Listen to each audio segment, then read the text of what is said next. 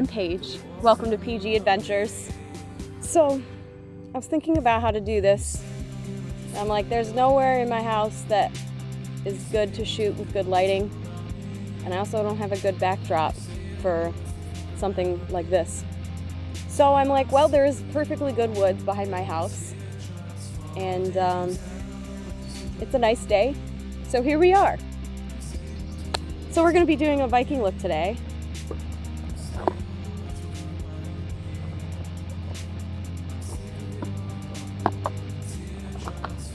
This is my handy dandy Viking. There was a fuzzy in it. I thought it was a spider. While setting up, there was already a giant spider just chilling on my my sword. I'm like, I know you want to fight too, but that sword's too big for you. That sword's too big for Bilbo. They gave him a smaller one. This is my handy dandy Viking makeup pouch. I usually use it for a journal, but it's perfect for this. And now for my totally not immersive mirror. I mean, I don't have a blade that's shiny enough to use as a mirror, so we're gonna have to go a little less immersion here. We're gonna start with some water-activated makeup.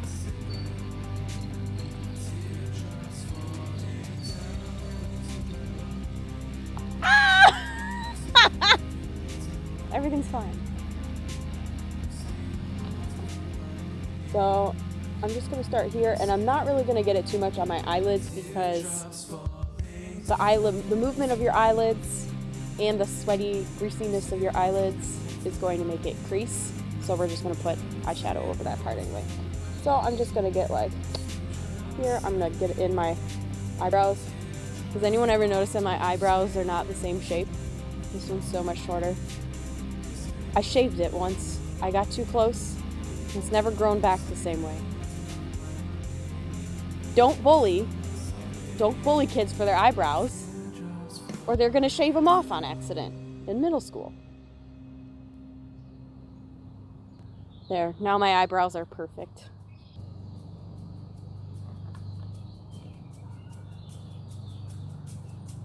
I'm kind of just like swatching it around because I don't want it to look super neat. I kind of want to look like I'm already, like, I'm coming out of a battle, or I've been like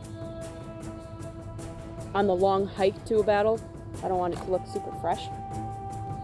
I'm just going to be taking a black eyeshadow. This one's L'Oreal Paris, and start filling it in with a fluffy brush that's already dirty.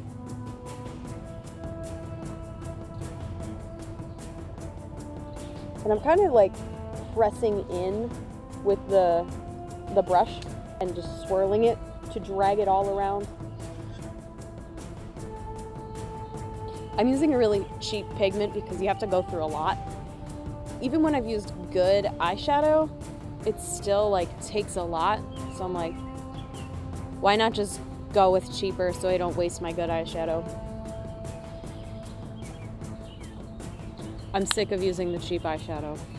I brought this one out here on accident. My old, apparently broken Urban Decay Naked Basics palette. Ignore my statement earlier.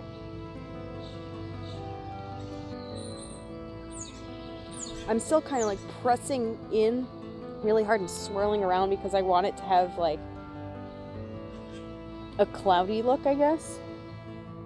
And I really want to blend out where that paint was.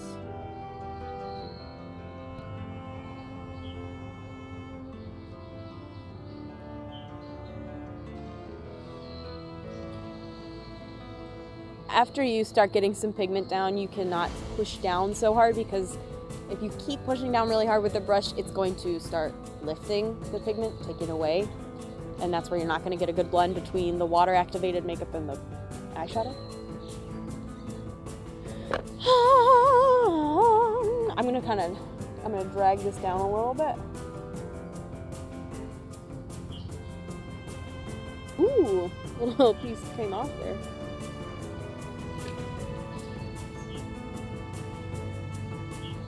So what I did there was I picked up a piece of broken pigment and let it just stay in the bristles and drag right down. You can do this with an eyeliner pencil or broken eyeshadow. Now to take the one Mehron Paradise Paint I have in white, I'm going to activate it with some water. This is really good paint, but if you're someone who doesn't like coconut, just know that it smells like coconut before you buy it. I guess it makes sense because it's Paradise Paint with a little palm tree for the eye. But I didn't know. I wish I knew. Probably still would have got it. Imagine if we got visited by the cat. So now I'm going to start just putting some more paint on.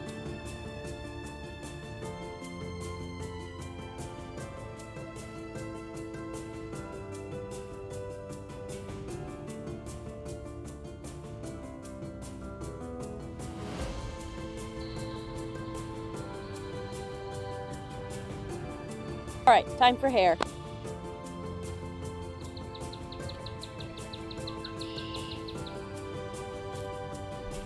We're going to try to twist it back.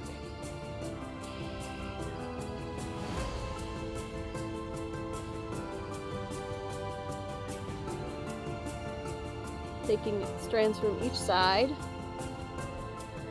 So it's kind of like a French braid, except you're just twisting it. It's the easy page version.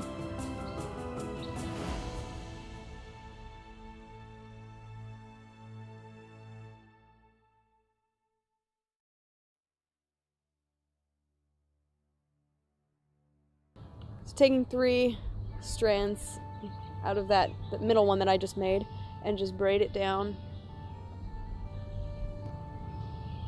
and then tie it down.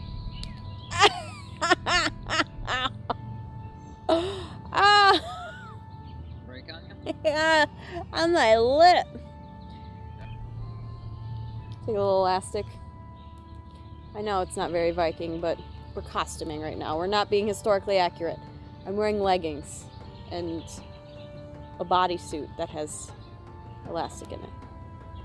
Now, it's kind of parted right a little bit off to the side, which is my natural part where I've trained it to be.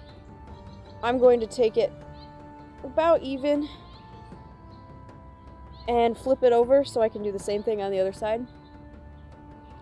So, strand 1, strand 2, twist, grab hair, twist, grab, twist.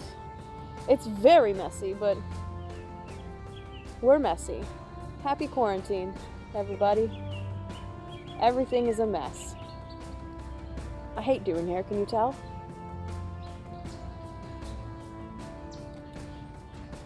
Alright, now bring our part back, and we've got a bunch of stuff here. We're going to throw that back. Actually, no, we're going to bring it back forward. We're going to take our super Viking-esque comb and very super Viking-esque hairspray and tease it a little bit. Just a little bit.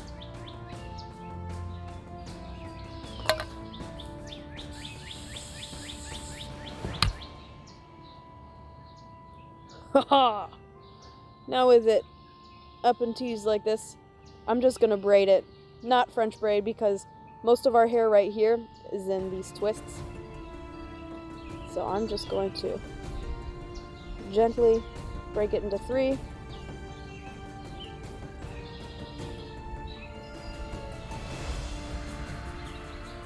Lay there a little nicer. And then get your Viking hairspray. Yeah. Now to make ourselves look a little sweatier, I'm just taking, you can take any spray water you want. Make sure the bottle that it's in is clean, but I've got this Badescu rosewater spray because I'm a white girl, and apparently that's a requirement for being a white girl, is having this. I'm just gonna kind of spray kind of close up, so it's like it's my sweat dripping down.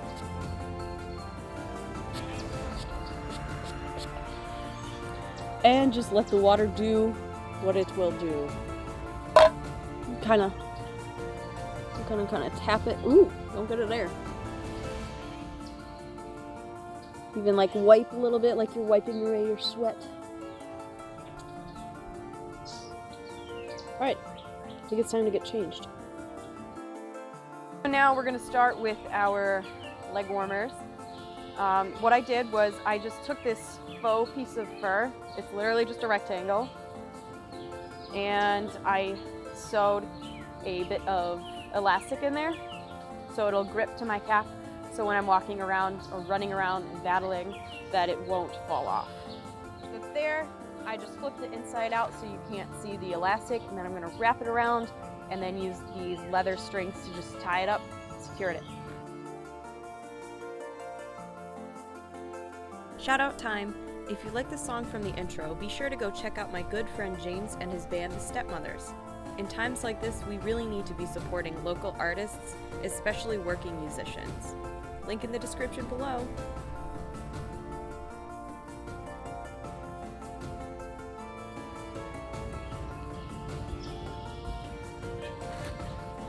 And then if I want it to look a little bit more poofy and not so like hard edge right there, I'm just gonna pull it out a little bit to get it looking a little bit more natural.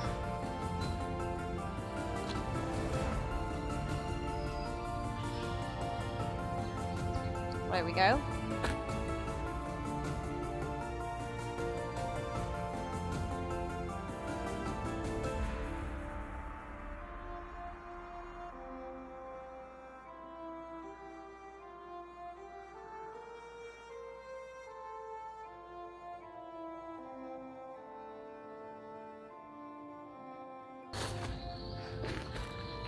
All right, now we're gonna put on our vest.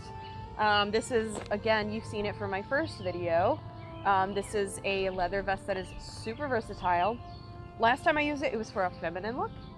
And this time it's for a Viking look. So plug for my favorite leather shop, Crimson Chain, not sponsored.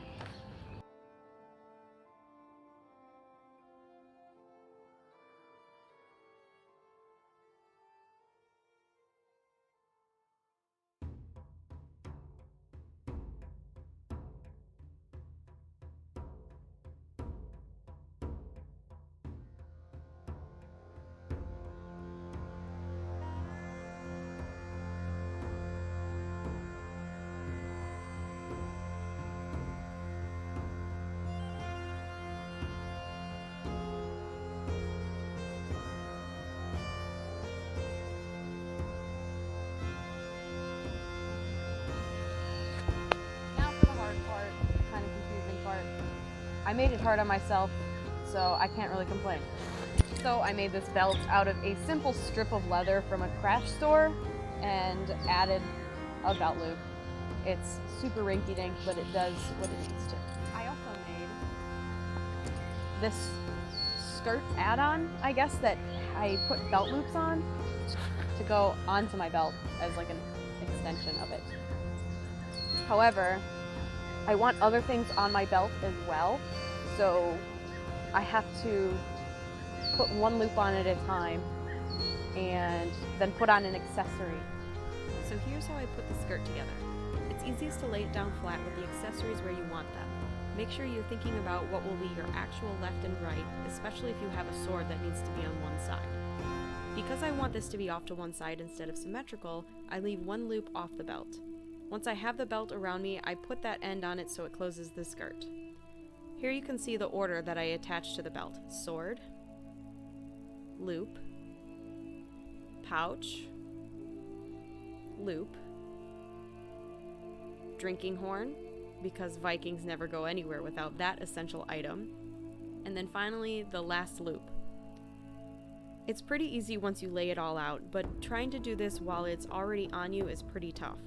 In the future, I'll probably add more fabric to this and just make it a skirt that's separate from my belt, but this is a great way to start.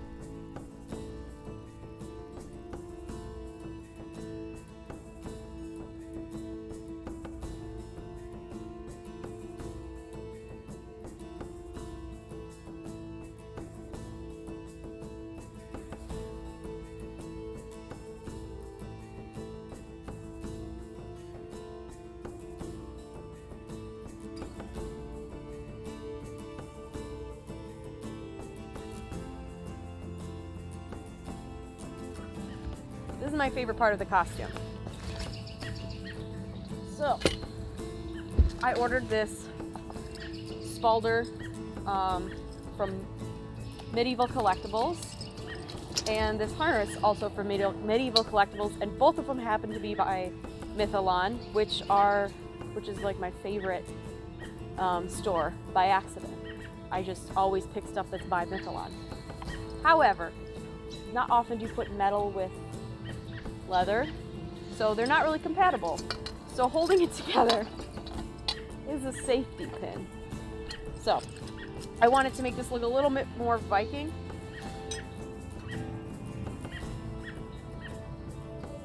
I thought I heard sound moving around. There's a cat. Okay, anyway. So I just cut a little slit in the meow.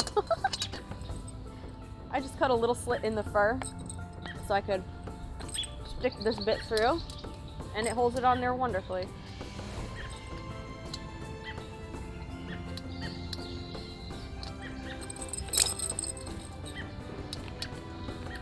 Hello. Didn't work.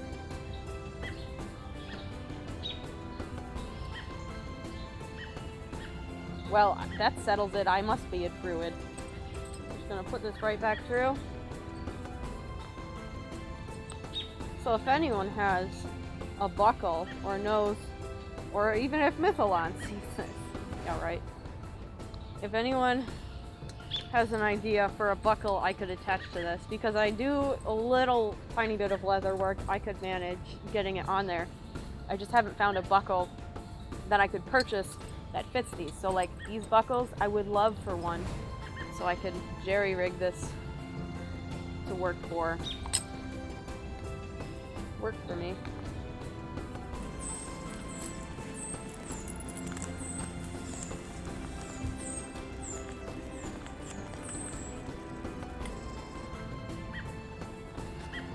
All right, we got that on, yes. Now, for a little extra warmth, add a fur mantle. And this is a reminder that synthetic material cannot take that much heat. When you're a Viking, you're often around a lot of fire. Just know that if you get too close to a giant pallet fire with your back to it, the synthetic material, this is plastic hairs, will curl up like this. It looks fine because it kind of looks like sheepskin, but you're not getting this big fluffiness that's in the front. But it's just in the back, so that's fine. I just took a belt from Salvation Army and cut it and added rivets. Put it on this. So generally fur mantles go on like this, but we are doing this for aesthetic. Not really Viking historically accurate. So we still want our Spalder showing. We just did all that work to make it look good. So I'm going to turn it and put this right over my shoulder. So we're like that. But now all this is covered. So I'm just going to lift it, tuck that in, and there we go. And there we go. All great. So next thing, arms. We got to keep our arms warm and protected. So this is the same idea as the leg warmers, but I made a little loop for my thumb so I can tie it on myself easier. So I loop it in my thumb and I just start wrapping it around.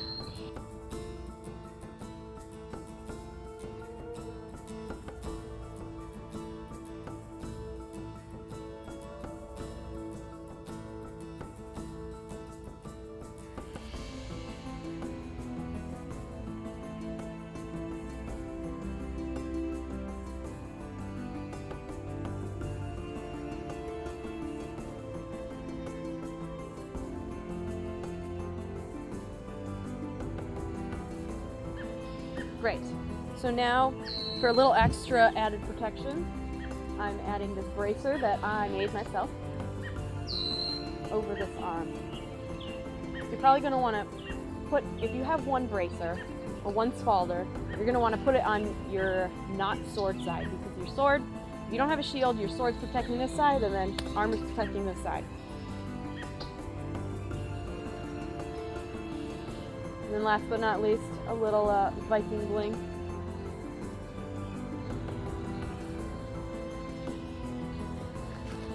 And that's our final Viking look.